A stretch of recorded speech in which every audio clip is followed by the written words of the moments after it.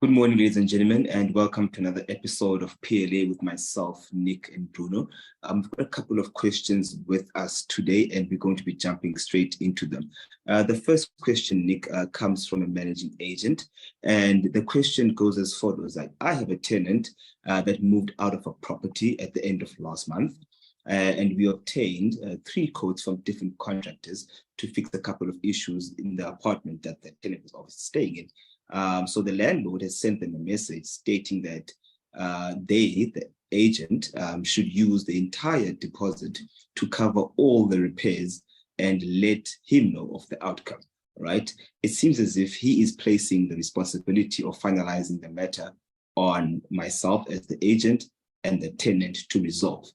So it seems as if the actual landlord here, Nick, is distancing himself from the exit inspection and how the repairs are going to be done and etc. And so the question then from the agent becomes, how can we handle this diplomatically? This is a managed lease, and in the light of the fact that the tenant has already moved out, and we need to refund the tenant's deposit. Okay, so it's interesting because look, the couple of elements here. The first thing is there doesn't seem to be a problem with regards to the actual reinstatement of the premises. So the tenant's moved out. There needs to be some sort of refund of the deposit, provided, of course, there's not damage to the premises. If there's damage to the premises, the tenant can be liable for it. And the deposit is the asset which is kept by the landlord in order to address those problems. The landlord in the circumstances has gone and he has got 3 different quotes, for the repairs on the premises. So from that perspective, this sounds like the landlord's doing everything correct. Okay.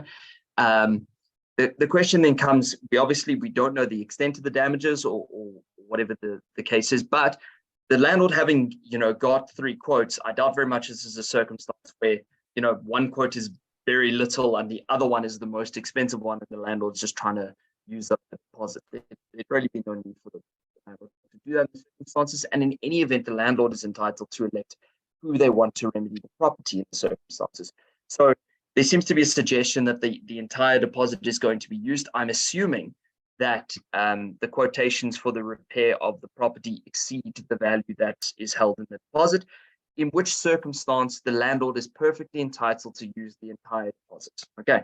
If there are damages on a property to the value of 10,000 Rand and you only have a 5,000 Rand deposit, the landlord is entitled to use the entire 5,000 Rand and nothing would be refundable to the tenant. That's absolutely legal. That is the way it works.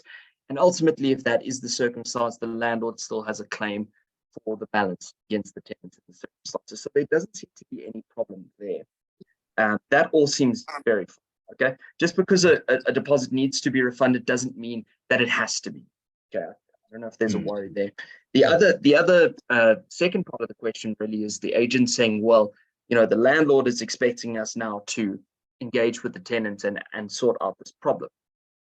And there doesn't seem to be anything that's really a problem there either. The writer makes the comment at the end, this is a managed lease agreement. Okay, so if it is a managed lease agreement, it's not something like a procurement mandate where the only expectation of the agent was to procure the tenants and then walk away from the circumstance that the landlord's going to handle all of the obligations thereafter. If it was a procurement mandate, then I agree that the agent in the circumstances could say, well, look, that's not what my mandate says. I was supposed to get you a tenant and then I walk away from the circumstances. In this particular circumstance, it looks like, because they say it's a management mandate, this probably does fall within the realm of obligations that you have in respect of the particular lease agreement. You need to deal with the tenant relations.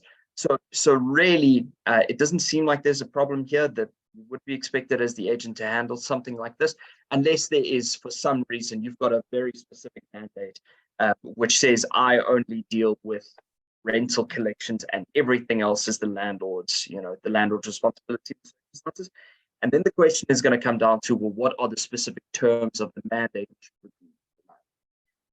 So you hope that you have a written agreement in the circumstances. It says, I only do ABC and I don't do DEF.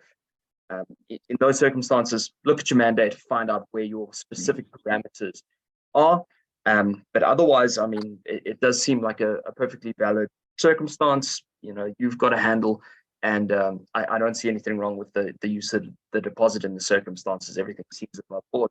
So you simply let the tenant know. Unfortunately, there are, you know, damages on the property, and your deposit is going to be used in full towards the damages on the property. Absolutely. So yeah, thank you very much, Nick. It seems to be straightforward there. And if there are any further challenges, then they can contact us, and we would gladly answer further questions or see if we can actually come on board to us.